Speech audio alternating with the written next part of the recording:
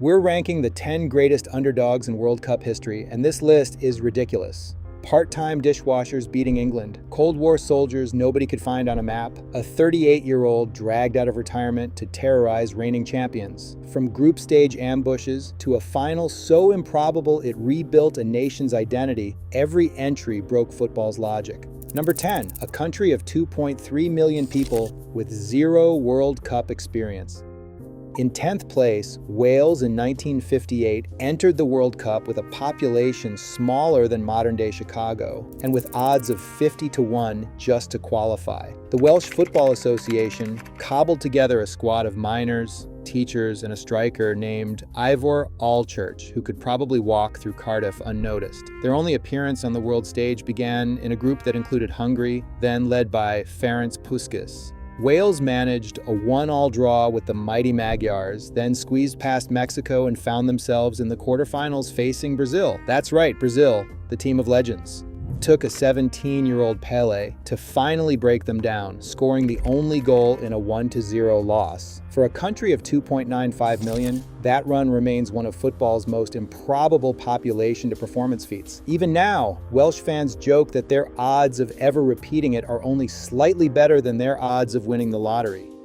Number 9, Costa Rica, 2014, did not just survive the so-called group of death. They finished top, leaving Uruguay, Italy, and England scratching their heads and checking the map. Pre-tournament odds pegged them at 750-1 for the trophy, roughly the same as finding a golden ticket in your cereal. But Costa Rica stunned Uruguay 3-1, edged Italy 1-0, and held England to a goalless draw, all while their goalkeeper, Keylor Navas, turned into a one-man firewall. Navas posted a 91% save rate, and statisticians started double-checking their spreadsheets. For a team with no World Cup pedigree and a squad value dwarfed by their group rivals, Costa Rica's tactical discipline and data-driven defending rewrote the script for modern underdogs. Suddenly, former champions were going home early, and the world was learning to pronounce Pura Vida with real respect.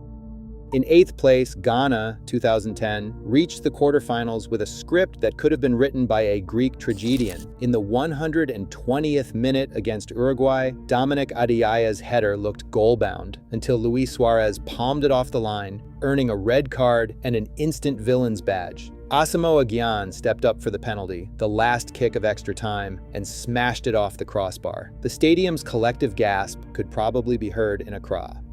The penalty shootout that followed was clinical heartbreak. Ghana fell 4-2, missing out on becoming Africa's first ever semi-finalist. FIFA's disciplinary notes confirmed Suarez's suspension, but the real punishment was existential. Ghana left with the world's sympathy, Uruguay with a place in the last 4, and every neutral fan with a new entry for football's most agonizing what-ifs. Number 7. South Korea's 2002 World Cup run is still a lightning rod for debate, and not just among Italian and Spanish fans. Under Guus Hiddink, the hosts became the first Asian team to reach the semi-finals, powered by a tactical overhaul that had players covering nearly 11 kilometers per match, about 2 more than the tournament average. Hiddink's preseason boot camps were so brutal, local reporters joked he was training for the Tour de France, not a football tournament. But the real fireworks started in the knockouts. Against Italy, referee Byron Moreno's error rate hit 22%, 6 major mistakes listed in FIFA's own technical report, including a phantom offside and a penalty that still haunts Italian sports talk radio. Then came Spain, another disallowed goal, another penalty shout waved away, and a shootout victory that sent the hosts through. Fitness and pressing were off the charts, but so were the refereeing controversies, leaving the world to argue whether this was a tactical masterclass, a home soil fairy tale, or just the most hotly debated semi-final surge in World Cup history. Number 6. Senegal's 2002 debut was less a fairy tale and more a blockbuster. The Lions of Teranga landed in Seoul as 25-1 outsiders against defending champions France, a side whose squad value dwarfed Senegal's by over $200 million. But on opening night, Papa Bouba Diop bundled home a goal in the 30th minute that sent bookmakers scrambling and French pundits hunting for excuses.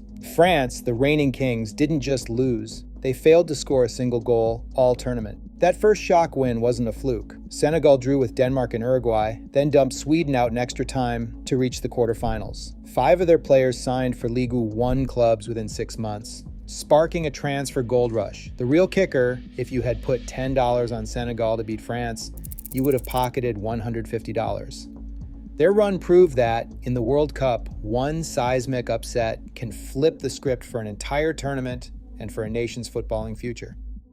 Number 5, Croatia's 1998 World Cup debut reads like a Balkan fairy tale with a transfer market twist. Just 7 years after declaring independence, a nation of 4.5 million landed in France as newcomers and left with bronze medals and a golden boot.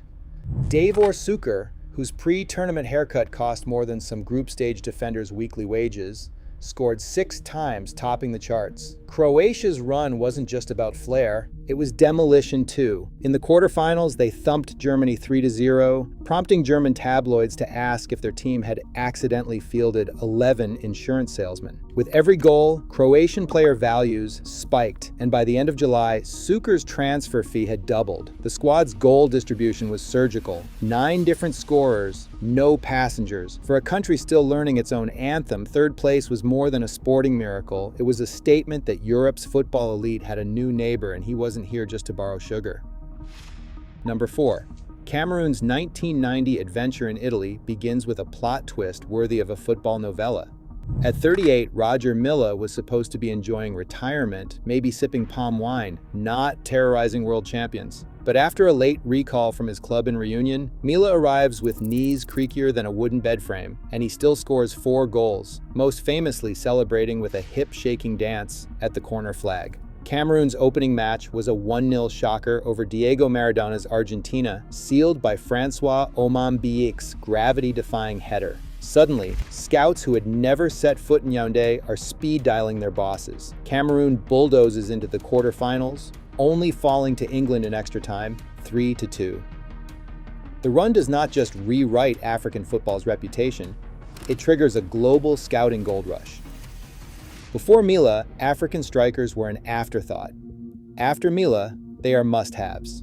For pure joy and for changing how the world saw a continent, Cameroon's 1990 run is still the gold standard for age-defying, expectation-shattering World Cup magic. Coming to the top 3, the United States team in 1950 was a World Cup miracle that still feels like a misprint in the history books. England, inventors of the game and 500-1 favorites, arrived with a squad of full-time professionals. The USA side was a ragtag bunch of part-timers, teachers, dishwashers, and a Haitian-born center forward named Joe Gaetjens, who was studying accounting and barely spoke English. On June 29th in Belo Horizonte, Gaetjens scored the only goal, flicking in a hopeful shot in the 37th minute. England responded with 9 shots on target, each one repelled by Frank Borghi, a goalkeeper who drove a hearse back in St. Louis. The British press called it the greatest humiliation in football history, but in America, the event landed with all the impact of a dropped sandwich. The New York Times gave it a few lines, and most US sports fans did not even hear about the win until decades later. For pure, odds-defying shock, nothing else in World Cup lore comes close. Yet, the miracle on grass vanished from memory almost as quickly as it appeared. If ever there was proof that you can rewrite history and still have nobody notice, it is the USA team in 1950. Number 2, North Korea's 1966 World Cup run reads like Cold War theater, with a twist of local romance. In Middlesbrough, a team most fans couldn't find on a map knocked out Italy, twice world champions, thanks to Pak Duek's left-footed thunderbolt in the 42nd minute. The Italian press blamed everything from jet lag to British cuisine, but the scoreboard didn't lie. 1-0, North Korea through. The squad, made up of army officers and factory workers, became overnight heroes, receiving standing ovations from English crowds who started waving hand-stitched North Korean flags. Local legend has it that a railway worker and a teenage fan met at Ayrsum Park that night, united by Underdog fever, a love story immortalized in the Middlesbrough Gazette and BBC radio interviews. The fairy tale almost spiraled into fantasy in the quarterfinals. North Korea raced to a 3-0 lead over Portugal before Eusebio decided enough was enough. scoring 4 to end the dream 5-3. Still, for a nation shrouded in secrecy, this was more than a football shock. It was a geopolitical jolt, a moment when the Iron Curtain briefly fluttered to the roar of T-side applause. And finally, in first place, West Germany's 1954 Miracle of Bern redefined not just the World Cup, but a nation's sense of possibility.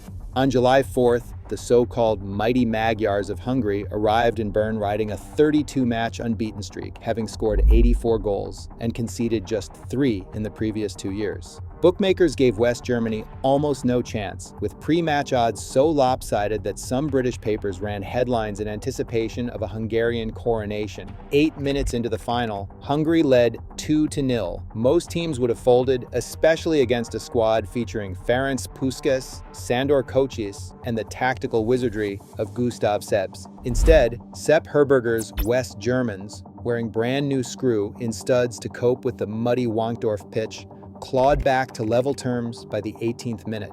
The rain-soaked turf, described by Swiss reporters as a swamp, played straight into Herberger's counter-attacking plan. Fritz Walter, battling the after-effects of malaria, orchestrated the midfield, while Helmut Rahn's 84th minute winner sent shockwaves through Europe. The German press called it Das Wunder von Bern, the miracle that gave a battered post-war country a new narrative. In the days after, demand for replica jerseys skyrocketed, and even the Chancellor credited the win with boosting national morale. For pure sporting impossibility and the birth of a legend, no underdog story has ever matched the scale and symbolism of West Germany in 1954. Across all 10 shock runs, one thing stands out. Football's biggest stage is wired for chaos. Underdogs thrive not just on heart, but on overlooked details: an obscure striker, a tactical gamble, a Cold War passport. In the World Cup, certainty is the real underdog. Which upset would you add?